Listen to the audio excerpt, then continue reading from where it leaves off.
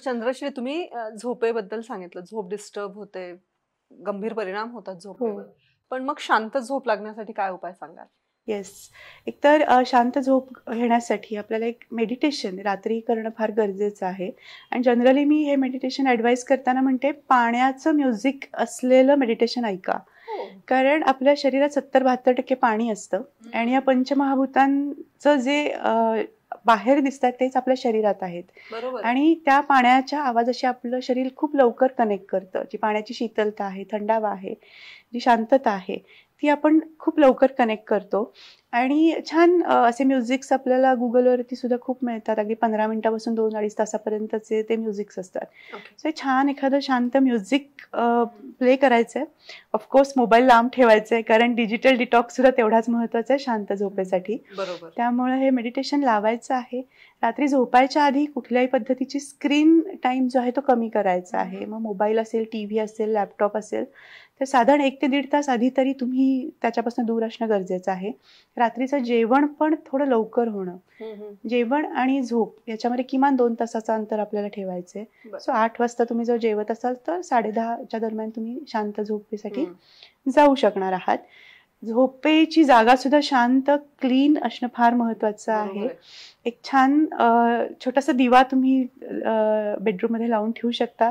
ॲन्सेंटमध्ये, आमच्या आयुर्वेदामध्ये वगैरे तर म्हटलंय की छान पणती लावा तुम्ही. दिव्यापेक्षा सुद्धा पणती जर तुम्ही तेलाची लावलीत तर त्याचे दोनही परिणाम होतात. तो छान लाईट, त्याचा तो उबदारपणा, आणि इतर काही डास किंवा कीटक असतील तर ते सुद्धा आपल्यापासून दूर राहतात. सो तोही एक उपाय तुम्ही नक्कीच करू शकणार आहात. आणि शांत झोप ह्याच्यासाठी सुद्धा तुमचे जे ओव्हर थिंकिंग, आपण रात्री एक तो रिग्रेट्सचा एक्सरसाइज मी सांगेनच पुढं, तो केलेला असणार आहे.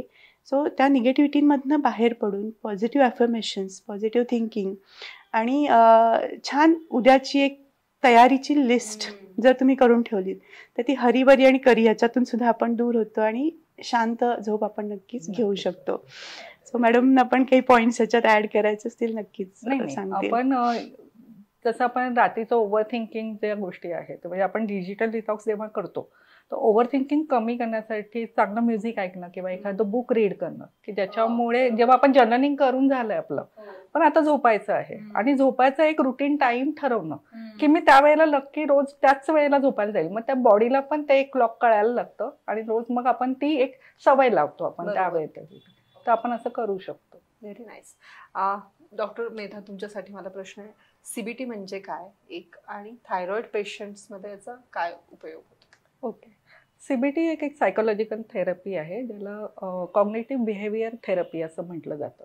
म्हणजे याचं तत्व असं आहे की आपण जे काही आपल्याला अनुभव येतो ते बाह्य गोष्टींमुळे निसत नाही. तर आपण जसा विचार करतो त्या पद्धतीने आपल्याला ते अनुभव येत असतात.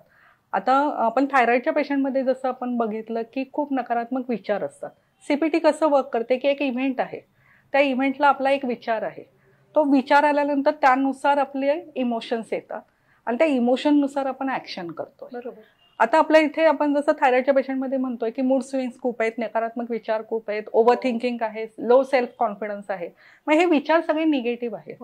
हे निगेटिव्ह विचार आपल्याला चेंज करायचे. सीबीटीमध्ये ते केलं जातं की आपण अशा पद्धतीचे विचार का करतो आहे आणि त्याला आपण कशा पद्धतीने रिफ्रेम करू शकतो आणि पॉझिटिव्हली विचार करू शकतो. मग ही विचारांची साखळी तोडायचं काम सीबीटी तर्फे आपण करत असतो काउन्सिलिंगमध्ये.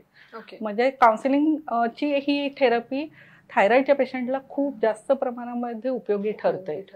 आपल्या TFF मध्ये अगदी सरसकट सगळ्याच पेशंटना याची गरज नाही लागत, पण बरेचसे असे पेशंट्स आहेत ज्यांना या पद्धतीच्या काउन्सिलिंगची फार जास्त गरज असते.